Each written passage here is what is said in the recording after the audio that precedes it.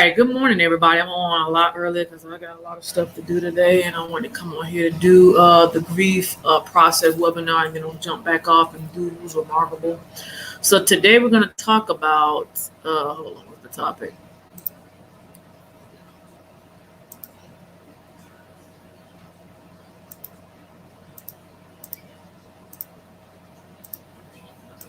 Okay, the grief process. Will I ever feel normal again? So today I feel like I want to touch into the youth part of it because there may be a lot of young kids who may lost their mom and dad or even both parents or even someone that really is close to them. And I'm going to share a video on this too. So parents, guardians, if you have young one, or excuse me, how would I say it, rephrase it. If you have someone you know who are young, make sure to have them tune into this webinar today. They can follow me on On Time Ministry as well as YouTube, On Time Ministries YouTube channel. But I want to talk to the youth today because I've been primarily focusing on the adults. I want to talk about the youth today and tomorrow and probably Friday because the youth have a lot of stuff that they're dealing with in terms of grief too. And I'm going to tie in by this end of the week about how the elderly deal with grief and how that bothers them. But today I want to focus on the youth because so many young kids are traumatized by events that happen to them at an early age. Let me turn this down a little bit. And what has happened to them, they may have lost a parent, they may have lost a grandparent, they may have lost somebody in their life that they really looked up to, and they are no longer here to be that voice for them. So they are so lost, they are so confused, they don't know which way is left, which way is right. And that trauma hits an early age. It's very highly recommended that seeking counseling at a very early age. Now, most people would say, I don't know if a child can understand or cope with doing with therapy. If you sit down and ask that child what they feel, you'll be surprised the outcome of the response you may get from a child. A child can say stuff in codes, and then you can kind of sit there with them and play with them, and then they begin to start saying things that you would normally expect them to say, being the age that they are. And you can tell some of the things that they feel, and they tell you in the way they know how to, because children have problems too. They have emotions and feelings too. They have stuff they're dealing with inside of themselves, and they'll verbalize this out of conversation. With little kids, they will say it sporadically of what makes them feel sad, and then they turn around and say what makes them feel happy. With teenagers, they will come out and say it in a conversation. And a lot of times you may not catch that because you're so busy focusing on what they're doing. And when they kind of sporadically say something, you be like, whoa. And I've honestly experienced that in my own personal life with my own kids. So I can sit and talk about it. You're like, wait, yeah, I have it. I'm honest about it. This is called remarkable. Being honest. And I'm honest about a lot of stuff that's on my platform. I'm very transparent on a lot of things. How can you be a leader of a ministry if you're not honest with your congregation or the people that are following you? So I can say from experience, I've experienced that. And the question we have on the stream today, will I ever feel normal again? No. If somebody tell you that, they're not being honest. No, you will never feel normal again. I'm going to tell you why. Because trauma has hit you. You wouldn't know what normal feels like. You wouldn't know what it feels like. You wouldn't know how to experience it. You wouldn't know what it looks like. And when people tell me, would you ever feel normal again? It won't be the normal that you're used to. I'm going to say it like this. You will never feel normal again. And it won't be the normal that you're used to. Because that normal that you once felt, that normal you once had is no more. There's a different type of experience you're going to experience through this grief. And young kids and young teenagers will experience that. And they're trying to figure these things out and try to figure out which way to go and what to do. And they cope with it in a very sad and a dark manner when they cover stuff up and hide it and keep quiet and have the depression, anxiety, the anger, all those frustrations that comes out. But if you just sit there and just talk to them, and a lot of them can be very rebellious and don't want to talk and say, oh, I'm fine, this and that. When somebody tell you they're fine, that's a red flag right there. That word fine, I'm good is a red flag. Those keywords to me sticks out. Oh, I'm good. You're not good. The next one say, oh, I'm fine. You're not fine. And those words are like red flags out there. It's like, I don't want you to know what's going on with me. I don't care to share that with you. It's none of your business. If you ever see that, and I'm not talking about the ones who say it in a positive manner. I'm talking about if you look at it in a different perspective when somebody say, "Oh, I'm good." Yeah, it's the way you say it that gives red flags. It's the way that you present it that just sparks a lot of attention. I catch those kind of phrases, "Oh, I'm doing well," or "I'm good," or "I'm great," and all this other boo. No, don't play with my marketing. Mm-mm. I already know what the deal is. Okay, so I kind of be like, okay, they need their personal space. When I say personal space, and people need that. They really do.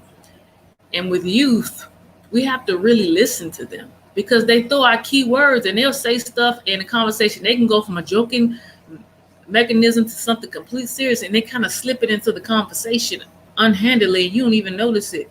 And then when you catch, you like, what are you saying? And they go and say, "Oh, nothing," and go back to what they were talking about. They will say it underhandedly, and they do it in a roundabout way. And the little kids have their way of doing them. Teenagers, they have their way of doing it too. I'm a parent, a guardian, all of that. I catch those red flags quickly, and you have to rethink about what you just heard. And you're like, there's a problem, and you can see there's a problem. I'm telling you, boy, this grief process is a whole new world. And you know, everybody, I talked about the grief series about 3 years ago. And I'm back at it again, but this time I'm walking in the shoes that I was talking about some years ago. I walked in it before, but I'm walking all up in there. And this is very important. Next year, I'm going to make an announcement to everybody in 2022, June 2022, about something that God had placed in my heart. But I can't reveal that to you right now because I can't. But I'm just telling you, just be prepared for that announcement. I'm going to write that down too. God said something He wanted me to reveal. And I'm going to tell you in June 2022. And I'll give you the dates on when that will take place. It's a lot of stuff that I do behind the scenes. And it is definitely impacting many people's lives. And I pray that you are blessed by these teachings that are being implemented. But I want to get back to the youth today because it's heavy on me. I was just sitting here thinking about some things and thinking about what would I be talking about today on the grief process. This is not rehearsed, so this is not something that I wrote down on a piece of paper. This is freestyle in here. Okay? I'm coming straight from the heart, straight from the mind, heart, all of that. But our youth, and I want to say one more or maybe a couple of more things. I'm going to go ahead and show this quick little video. Kids have ways of guarding their heart. And when they get to a place in their life where they don't feel like they can trust anybody, or they've been told to kind of pack it away and stuff it in a box, that is probably the worst advice you can give somebody. You're like, wait a minute. Do not tell a child to just pack it away and stuff it in a box, because they're going to have significant trauma as the older they get. I'm going to tell you why. Because you telling them to pack it away and stuff it in a box, that's going to trigger some other things when they get to be adults and get to be middle-aged people, and they wonder why they're still traumatized, because they're still carrying that same trauma they had when they were younger to teenage age and to the age they are now, and they wonder why they're angry, upset, and frustrated, because they never was taught or never was given a chance to express their views and their point of views about things that they feel. You can't stuff everything away, and you definitely can't pack everything away. I've learned that from experience. That stuff don't work. It can come out to be like one of them sticky little bubblegum balls, so humongous. I believe my ball has shrunken significantly. And I tell you, it has shrunken significantly because I'm taking time to be honest. I'm here to help somebody. Oh, many people out there. Do not stuff your problems. Do not stuff your pain. Do not stuff your trauma. None of that, because it is going to be completely messy. I'm telling you young folks, it's going to be completely messy. Don't do it. You're going to have a long lifetime of problems mentally. And you're going to wonder why you're so angry and so frustrated. That part. Okay? I'm going to get ready to share this video.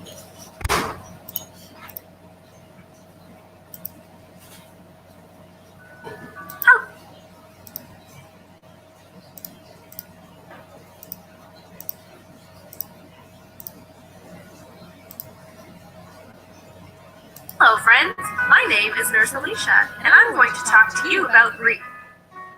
Grief can include a lot of different feelings. Here are some of my friends and what they have to say about what grief means to them. I feel feeling is bleeding, making somebody happy, and get what they want. And that's it. Someone's dying. Stay there to help them and have peace. Is it like when you lose somebody? Grief is when you lose someone or something very special to you. This could be a person, a pet, or maybe a toy. You may feel sad and cry. Being sad is normal. Give your heart time to be sad. You may feel mad and want to stomp your feet. Maybe you feel like it's not fair. Don't keep these feelings inside. Talk to a parent or a friend. They can help you. If someone you love died, you may feel scared that this could happen to you. Remember that death is not like a cold. You can't catch it from someone else. You may try not to talk about the death of your special person, but it's very important for you to share your memories with others so that they know how special they are too. It's important to know that the death of your person or pet is not your fault. Nothing you did or didn't do caused this to happen. Death is a natural part of life. You may find schoolwork a little tough right now. It might be hard to pay attention to your teachers in class. If this is happening to you, make sure to ask for help. The most important thing for you to remember is that there is no right or wrong way to feel. If you are having trouble expressing your feelings, write it down, draw a picture, or maybe sing a song. My friends have some great ideas on what to do to feel better. I think it would help me. What would help me is like what I would like to do best, and that is, to me, I like to play games or build stuff. I like to play with my dog. Sometimes when it's in the summer, I like to ride my bike. Play with my son. Rocky, I like playing Tommy. Try. I like to listen to music and read books. That's what Daddy wants. Here are some other ideas of what you can do when you're feeling sad. You could make a scrapbook with pictures from the happy times, or create a legacy shelf where you put items that remind you of your special person. You could plant a tree in memory of your special person and go there when you want to feel close to them. When you're playing on your iPad, you could download My Good Grief Journal for Kids. This app helps you express your feelings and remember that you are a special person. Remember, you are not alone. It is okay to ask for help, and it's okay to feel sad, and it's okay to ask the same questions over and over again. Hey adults, here are some ways that you can help us kids deal with grief. I might need a little extra attention and love right now. I might ask a lot of questions, and I really need you to answer all of them. Please be honest about the death of our special person, and don't use big words or confusing phrases. Please be patient with me. Try to continue our regular routine as much as possible. Going to soccer or playing with my neighborhood friends may help me through this hard time. Encourage me to have fun, but also let me be sad too. We hope this video helped you. If you need more support, call the IWK.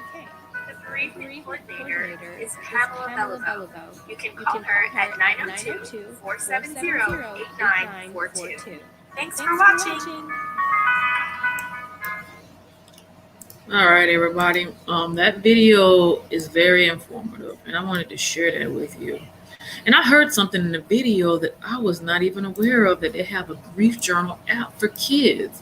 And that's something new for me. I'm going to actually go back and see what that looks like. And I'm going to actually listen to it real quick and see. Or create a legacy shelf where you put items that remind you. And they had an app. Remember, you are not alone. It is adults. Here are some ways that you can help us kids deal with grief. I might need a little extra attention and love right now. I might ask a lot of questions, and I really need you to answer all of them. Hold on. I want to find that app because I didn't even wear they had an app for kids. I really didn't realize that until they mentioned it. I'm like, oh. And it looks like they got quite a few apps. See, they know they can't give me a whiff of this information, baby.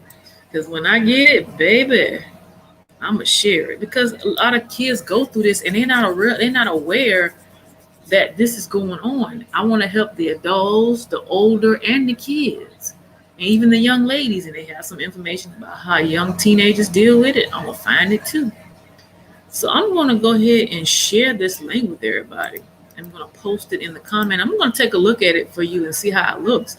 And I'm going to let you know which devices use these different apps, because that just blew my mind when she said that. You just never know what kids need. You just don't. Oh my. Oh my. Oh yeah, I'm on it now, y'all. Oh, I got some stuff here. Yeah, kids need that. So I'm gonna put this in the comment box real quick. Put it right here.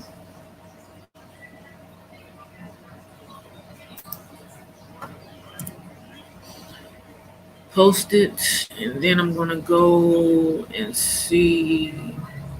Oh man. Let me see. I found one more for you, and it was another one.